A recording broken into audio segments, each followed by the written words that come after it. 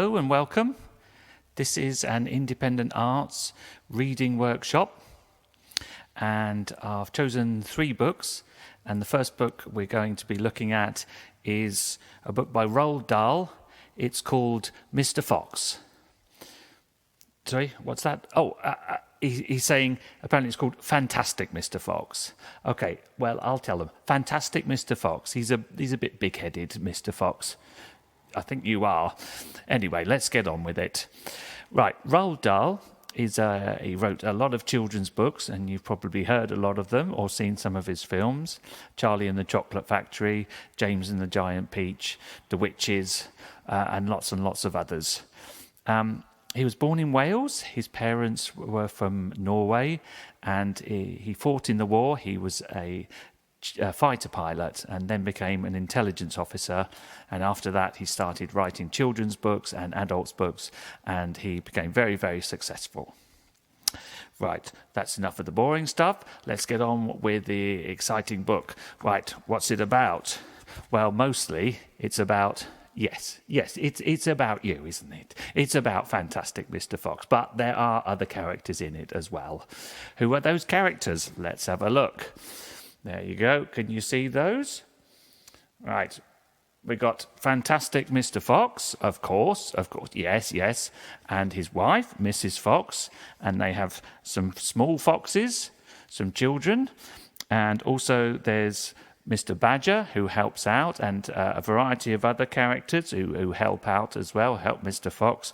And we have 3 farmers. We have Mr. Boggis, Farmer Boggis, Farmer Bunce, and Farmer Bean. And they're trying to look after their ducks and their chickens and their geese and their cider.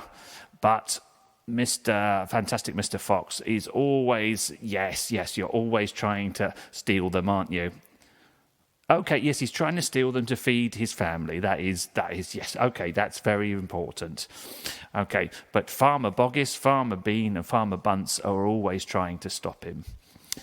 Right, so first thing you need to do, really, is to find a copy of Fantastic Mr. Fox and read that. But you can do that later. And I'm going to read some of an excerpt from the book, and then after that we're going to look at some tasks that you can do, so you can do some writing yourself. So I hope you find a book, okay, and you can get your teacher to read it to you, or someone who looks after you, or maybe your brother and sister, or maybe you know the best thing to do is you can read it yourself. But if you need help, there'll be somebody there. Okay, so you have a great read of that, and we'll get on with the workshop. Yes, okay, yes, I know, yes. We'll see you later. Boggis's Chicken House, number 1. This time we must go in a very special direction, said Mr. Fox, pointing sideways and downward. So he and his 4 children started to dig once again. The work went much more slowly now, yet they kept at it with great courage, and little by little the tunnel began to grow. "Dad, I wish you would tell us where we are going," said one of the children. "I dare not do that," said Mr. Fox, "because this place I am hoping to get to is so marvellous that if I described it to you now, you would go crazy with excitement. And then, if we failed to get there, which is very possible, you would die of disappointment. I don't want to raise your hopes too much, my darlings." For a long, long time they kept on digging. For how long they did not know, because there were no days and no nights down there in the murky tunnel. But at last Mr. Fox gave the order to stop. "I think," he said, "we had better take a peep upstairs now and see where we are. I know where I want to be, but I can't possibly be sure we're anywhere near it." Slowly, wearily, the foxes began to slope the tunnel up toward the surface. Up and up it went, until suddenly they came to something hard above their heads, and they couldn't go any further. Mr. Fox reached up to examine this hard thing. "It's wood," he whispered, "wooden planks." "What does that mean, Dad?" "It means, unless I am very much mistaken, that we are right underneath somebody's house," whispered Mr. Fox. "Be very quiet now while I take a peek." Carefully, Mr. Fox began pushing up one of the floorboards. The board creaked most terribly, and they all ducked down, waiting for something awful to happen. Nothing did. So Mr. Fox pushed up a second board, and then, very, very cautiously, he poked his head up through the gap. He let out a shriek of excitement. "I've done it," he yelled. "I've done it first time. I've done it. I've done it." He pulled himself up through the gap in the floor and started prancing and dancing with joy. "Come on up," he sang out. "Come up and see where you are, my darlings. What a sight for a hungry fox. Hallelujah! Hooray! Hooray!" The 4 small foxes scrambled up out of the tunnel, and what a fantastic sight it was that now met their eyes. They were in a huge shed, and the whole place was teeming with chickens. There were white chickens and brown chickens and black chickens by the 1,000. "Boggis's chicken house number 1, cried Mr. Fox. "It's exactly what I was aiming at. I hit it slap in the middle. First time. Isn't that fantastic? And, if I may say so, rather clever." The small foxes went wild with excitement. They started running around in all directions, chasing the stupid chickens. "Wait," ordered Mr. Fox. "Don't lose your heads. Stand back, calm down. Let's do this properly. First of all, everyone have a drink of water." They all ran over to the chicken's drinking trough and lapped up the lovely cool water. Then Mr. Fox chose 3 of the plumpest hens, and with a clever flick of his jaws, he killed them instantly. "Back to the tunnel," he ordered. "Come on. No fooling around. The quicker you move, the quicker you shall have something to eat." One after another, they climbed down through the hole in the floor, and soon they were all standing once again in the dark tunnel. Mr. Fox reached up and pulled the floorboards back into place. He did this with great care. He did it so that no one could tell that they had ever been moved.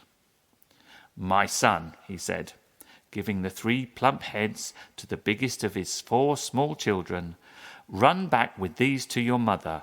Tell her to prepare a feast. Tell her the rest of us will be along in a jiffy as soon as we have made a few other little arrangements."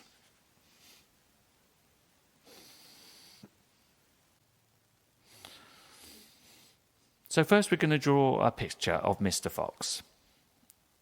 What's that? Yes, fantastic, Mr. Fox, of course. Yes, thank you. You can go now. Right, so get your crayons out, get your pens out and your pencils. Make it nice and colourful, and really think about what he looks like. What's his character? What's the character of Mr. Fox? Okay, so here's one I did earlier, and I hope you enjoy this. This will maybe give you some ideas.